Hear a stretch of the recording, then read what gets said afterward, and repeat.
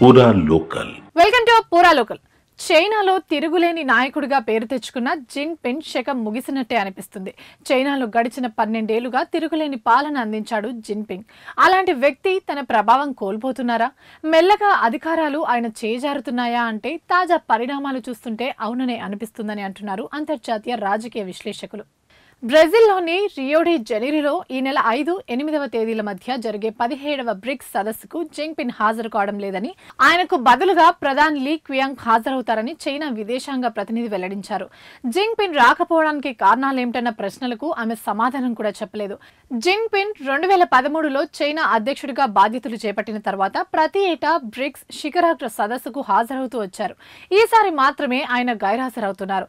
అంతేకాదు కొన్ని రోజులుగా జిన్పింగ్ చైనాలో బహిరంగ కార్యక్రమాల్లో కూడా పాల్గొనడం లేదని సమాచారం. దాదాపు ప్రతిరోజు మొదటి పేజీలో జిన్పింగ్ ఫోటోలతో వార్తలు ప్రచురించే ప్రభుత్వ పత్రిక పీపుల్స్ డైలీలో ఈ మధ్య ఆయన వార్తలు గానీ ఫోటోలు గానీ కనిపించడమే లేదు. చైనాకు వస్తున్న విదేశాల అధినేతలకు, ప్రతినిధులకు చైనా కమ్యూనిస్ట్ పార్టీకి చెందిన సీనియర్ నేతలు ఆతిథ్యం ఇస్తున్నారే తప్ప జిన్పింగ్ జాడే లేదు. జూన్ తొలి వారంలో చైనాకు బెలారస్ అధ్యక్షుడు అలెగ్జాండర్ వచ్చినప్పుడు ఆయనతో జిన్పింగ్ సమావేశమయ్యారు. కానీ ఈ తరహా ద్వైపాక్షిక సమావేశాల సందర్భంగా కనిపించే ఆర్భాటం మచ్చుకైనా లేదు. ఈ సమావేశంపై బెలారస్ అధ్యక్ష ప్రెస్ సర్వీస్ ఓ ప్రకటన విడుదల చేస్తూ సదరు భేటీలో జిన్పింగ్ అలసటతో ఉన్నట్టు కనిపించారని తెలిపింది. ఇటీవల జిన్పింగ్ వ్యక్తిగత భద్రతా సిబ్బందిని సగానికి తగ్గించారు. ఆయన తండ్రి స్మారక స్థలాన్ని ఇప్పటి వరకు ఉన్న అధికారిక హోదాను తొలగించారు. అంతేకాదు అమెరికా అధ్యక్షుడు ట్రంప్తో జిన్పింగ్ ఫోన్లో సంభాషించారన్న వార్తను చైనా ప్రభుత్వ టీవీ ఇటీవల ప్రసారం చేస్తూ జిన్పింగ్ పేరు ముందు ఎలాంటి హోదాను పేర్కొనకపోవడం విశేషం. ఇవన్నీ చూసి చైనాలో ఏదో జరుగుతుందని విశ్లేషకులు సందేహం వ్యక్తం చేస్తున్నారు.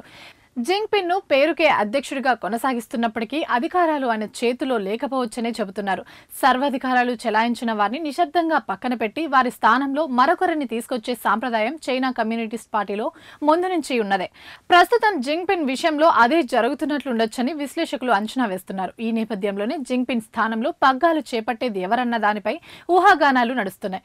చైనాలో అత్యంత శక్తివంతమైన సెంట్రల్ మిలిటరీ కమిషన్ లో ఫస్ట్ వైస్ చైర్మన్ గా ఉన్న జనరల్ జూంగ్ యాక్సియా పేరు ప్రముఖంగా వినిపిస్తుంది.